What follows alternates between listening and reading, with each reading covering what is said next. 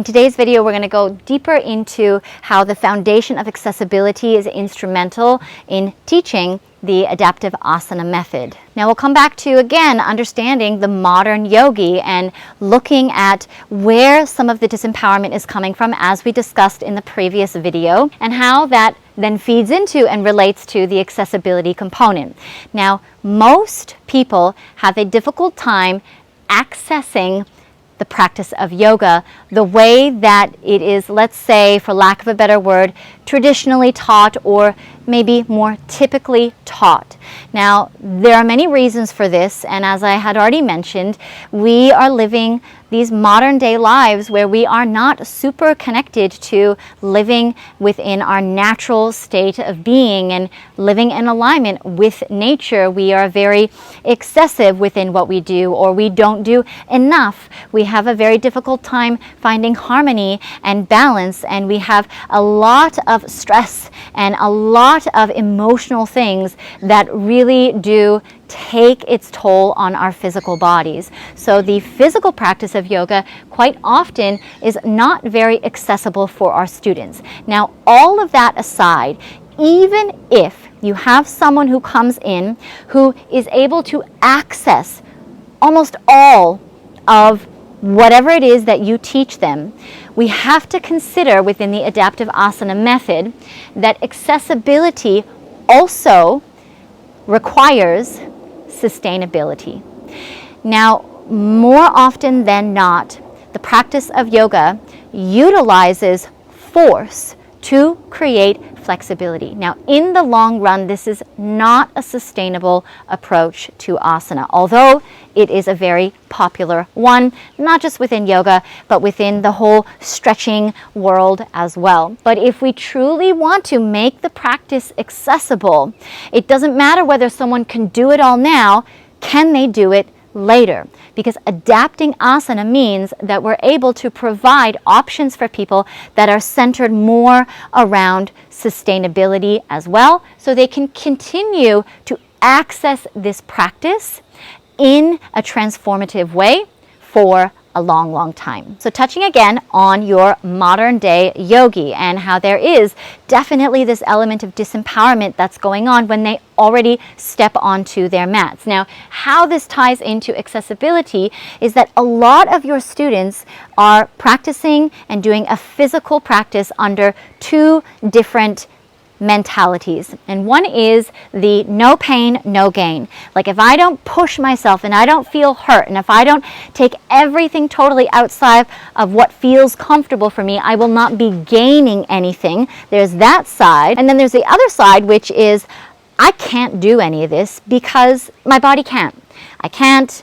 I'm too this, I'm too that, I'm not enough this, I'm not enough that, this isn't accessible. So regardless of what type of student you're teaching or you're dealing with, whether it's the no pain, no gain, or I can't do it because it's not accessible, accessibility in general is the name of the game and is one of the key foundations of the adaptive asana method.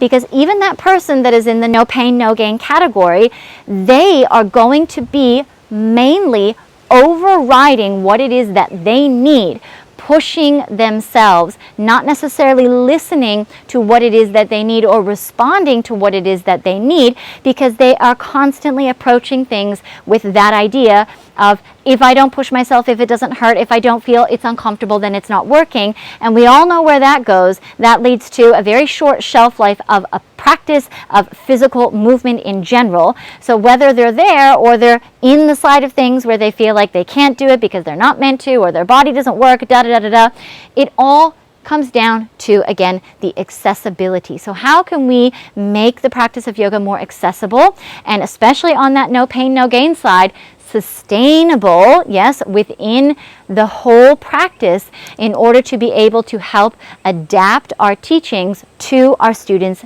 in front of us. Now, I've already mentioned the sustainability component of this accessibility foundation, and we're going to explore a few more here. So we've already talked a little bit about the sustainability component of a practice. Now I do want to go into this in a little bit more depth because this is something that is featured a lot in this adaptive asana method. But I just want to quickly touch on the mobility, the invitation, and the preparation because they all really do tie into one another and help to make the practice of yoga more accessible, which helps you as a teacher know how to adapt it to help your students continue practicing and meet their own needs, and obviously be a guide to help encourage them to listen to what it is that they need in their bodies. A lot of people that practice yoga know that the physical benefits of a yoga practice really are about lengthening the body and stretching as well. Yes, definitely strengthening, but it is much more common for your students to practice with the intended benefits of gaining flexibility than it is for them to practice just with only the intended benefits of gaining strength. Now we know that both happen. However, again, it is much more common for someone to go towards yoga for the purposes of gaining flexibility. What I have learned in my 20 years of teaching and seeing so many different types of bodies is that flexibility in the body cannot be sustained when we force it. When we use force, which is the common approach to creating stretching and lengthening and flexibility, this is just not a very sustainable way to approach yoga asana and to treat our bodies as well. Now we're going to go a lot deeper into the biomechanics of what happens when the body actually is forced into a stretch and what you can do to help your students, particularly if you as a teacher and them as students are aligned with this sustainability component. Now we can just focus on accessibility and we can just say, well, let's make asana so much more accessible for our students, but not worry about the sustainability component. And that is totally up to you as a teacher to decide what works for you. And I will give you some background information as to why the sustainability component of a practice, when we force it in terms of flexibility, is actually not really going to be there for your students in the long run. But I'm going to get into that in another video. So let's look at mobility, invitation, and preparation. So within accessibility, we've got to look at, okay, well, if I want my students to access a practice for a long time, I've got to make it sustainable, if that's something that you're invested in. Within sustainability, we're then looking at mobility. We're not just approaching asana through the lens solely of flexibility. Again, we're going to get into more details on that in some later on videos. But we're looking at mobility, which is coupling the body's ability to experience and go into a range of motion while remaining in a place of supportive strength. And we're going to be looking at that. Now, again, the component of accessibility here, we have to consider invitation and preparation when it comes to adaptive asana. So in order to make yoga asana more accessible, we need to learn how to invite the body into asana so we're not constantly relying on forcing it.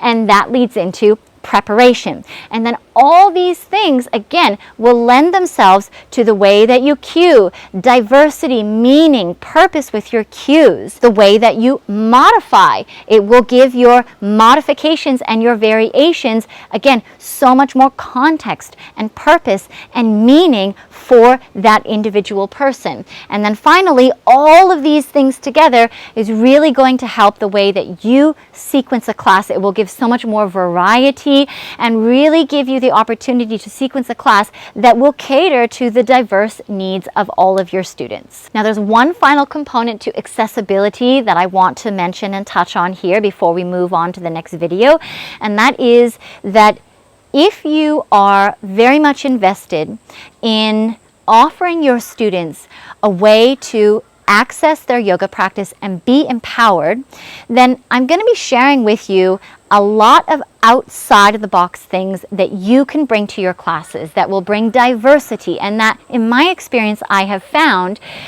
will actually elevate your students' ability to access yoga asana. And that means that we're doing a lot of things that don't necessarily look like yoga asana. They don't have a typical name. And this is also part of the reason why I generally do not use Sanskrit, because so much of what I'm teaching within the adaptive asana method, it doesn't have specific names. That's really for you to decide, but rather they are invitational ways to prepare the body using mobility to help the practice be sustainable, so your students can constantly access the practice without constantly having to force it and run into things like, I can't practice anymore because I'm injured, or I'm feeling disempowered because I can't force my body into this position. Again, I'm going to go into a lot more detail. However, let's circle back to what I was saying.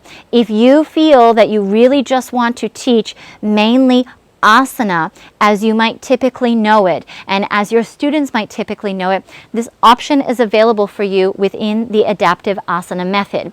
But what I'm also going to share with you is ways that you can take that even further if you are open to adding more diversity, but things that don't necessarily have asana names or Sanskrit names, but they add so much variety, so much value, and so much empowerment and accessibility into your classes. So I'm going to go through all of that in some of the later videos.